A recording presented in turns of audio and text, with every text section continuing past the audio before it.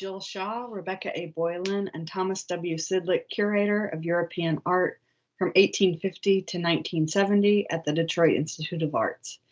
It's great to be able to reach out to all of you while the museum is closed due to the COVID-19 pandemic.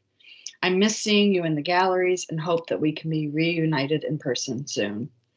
Of course, I also miss seeing many of my favorite works in our galleries while we were working from home. And it's been hard to pick which ones to reflect upon from a distance during this incredibly difficult time. Initially, I wasn't planning to talk about the DIA's incredible Monet painting, since we so recently organized an exhibition that focused on it. But I have been thinking about the painting a lot, and believe it or not, my 2-year-old daughter encouraged me to do this video. Let me just say that my daughter has a very limited vocabulary at this point. So no, she didn't actually tell me to record a video chat on our Monet. But as you can imagine, we are spending a lot of time reading books here at home these days.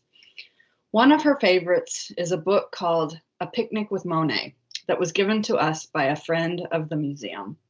It was the perfect baby shower gift since I was pregnant with her during the run of our 2017-18 Monet exhibition. I'd like to think that my child really learned a lot about Monet during that time, even though she wasn't even born yet. She raced around with me doing research and giving exhibition tours, and I can only wonder what she picked up along the way. But what I never dreamt was that she, at 2 years old, would now be reminding me of Monet's great artistic skill. So my daughter's favorite words right now all start with a B. So anything with a bubble, a bee, a baby, or a boat gets a gold star from her. So in this Monet book for children, which we have read over and over and over again, there are a number of paintings illustrated that include a B word, boats. It's a total score for the baby, but I have to admit that I've grown a little tired of reading it. And I do glaze over the pictures as I just try to get to the end of the book with her. At some point, though, I realized that my daughter was always waving her hand at one particular page in the book. And that page features a detail of this painting, now in the Musée d'Orsay in Paris. And it took me a few times before I realized she was responding to something in the painting that I hadn't really taken note of. With a few quick flicks of his brush, Monet gives the indication, without any great definition at all, that there is a person standing on the boat waving at the viewer. I couldn't believe that this detail hadn't really registered with me, but it clearly made a very big impression on my daughter. And it just reminded me of why Monet is such a master. Look at this detail. With just a few brushstrokes that don't even connect together, Monet was able to create a form that really looks like a person waving. And it's this skill, as well as his decision to document the experience of his everyday middle-class life, that I think really speaks to so many people today, even my 2-year-old. So this painting in the Orsay's collection that spoke to my daughter is one that the artist made around 1872, when he was living in the Paris suburb of Argenteuil, where the Monet family lived between 1871 and 1878. Monet was still living in Argenteuil when he painted the work in the DIA's collection in 1876.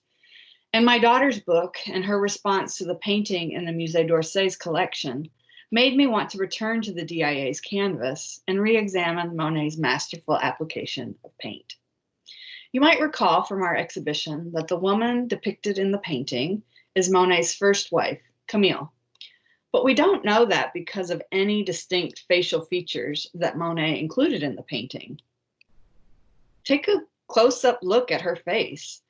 Monet has used merely a few dabs of paint and even some exposed canvas to indicate the woman's facial features. Like with the Orsay painting, it's really remarkable how Monet was able to capture nuances of his subjects with such minimal yet deliberate efforts.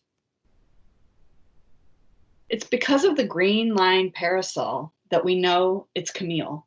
This was an accessory that accompanied her in paintings like this one, now in the National Gallery of Art in Washington, D.C., where her features are more defined and she is more recognizable. We can also determine that this woman is Camille because of the setting of the painting. In October 1874, Monet and his family moved into a second rental home in Argenteuil.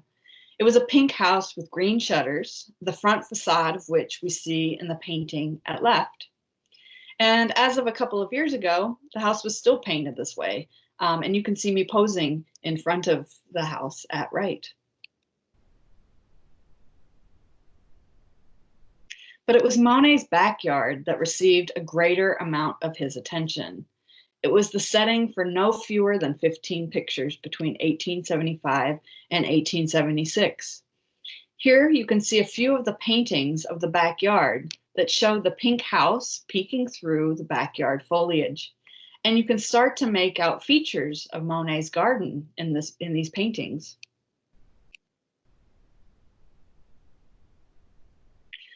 But it's not until we look at this work that we can really understand the layout of Monet's backyard.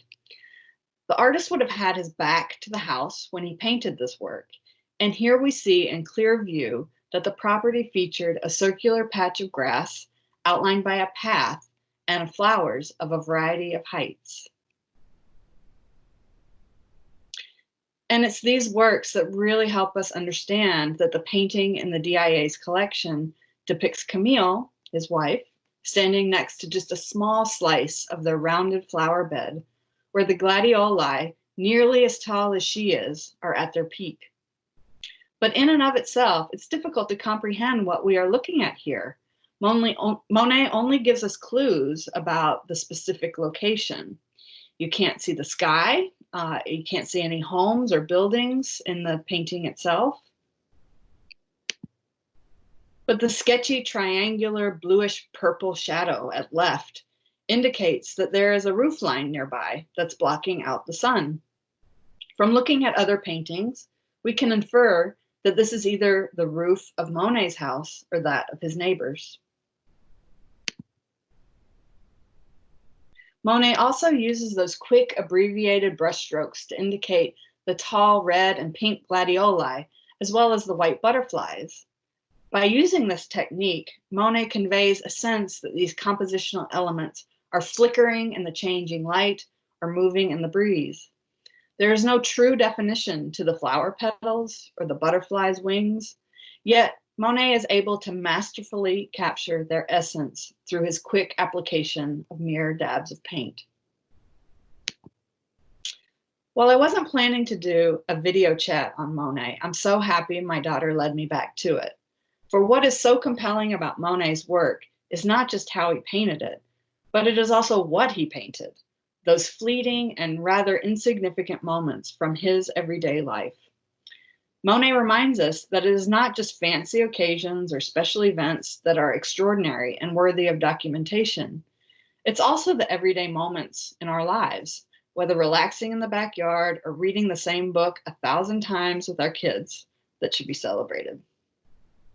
No matter how you are spending your time during these turbulent days, I hope that you will stop to be mindful of the everyday moments you experience that go by unnoticed. Cherish the people around you, advocate for the causes that are important to you, and take time to smell the roses, or if you're Monet, the gladioli, each day.